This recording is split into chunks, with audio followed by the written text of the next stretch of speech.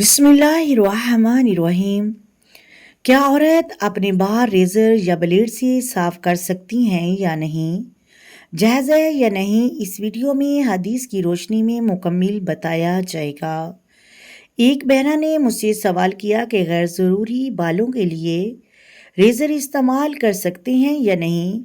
वो बहना कहती है कि मेरे घर की बड़ी औरतें कहती हैं अगर कोई औरत लोहे वाली चीज़ इस्तेमाल करे तो उससे उसका जनाजा भारी हो जाता है।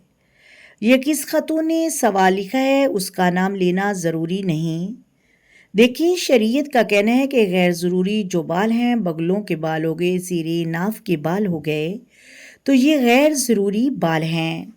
40 दिन के अंदर अंदर उनको उतारना ज़रूरी है।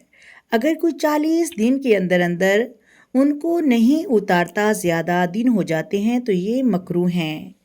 तो ऐसा शख्स गुनहगार है। जिस दौर में जो आलात पाए जाएं उस चीज़ का इस्तेमाल कर सकते हैं। अगर कोई ये औरत समझती कि रेज़र का या ब्लेड वगैरह इस्तेमाल से गैर ज़रूरी बाल उतार लें, तो रेज़र और ब्लेड वगैरह इस्तेमाल कर सकते हैं और ये बिल्कुल जायज़ है।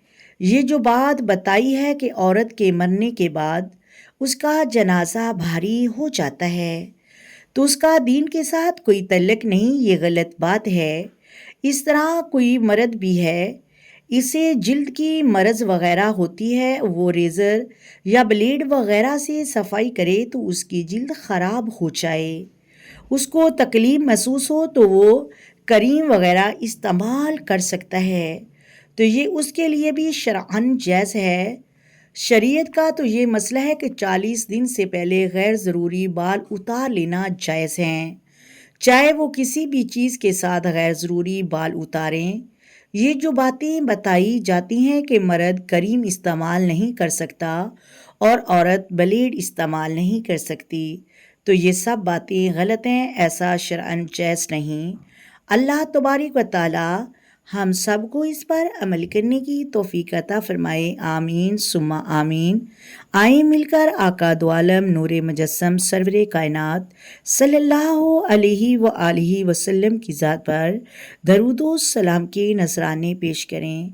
अस्सलातु वस्सलामु अलैका या सय्यदी या रसूलल्लाह, अस्सलातु वस्सलामु अलैका या सय्यदी या हबीबल्लाह, अस्सलातु वस्सलामु अलैका या सय्यदी या नबी अल्लाह व अला आलिका व स्वहाबिका या सय्यदी या मुहम्मदुर रसूलुल्लाह।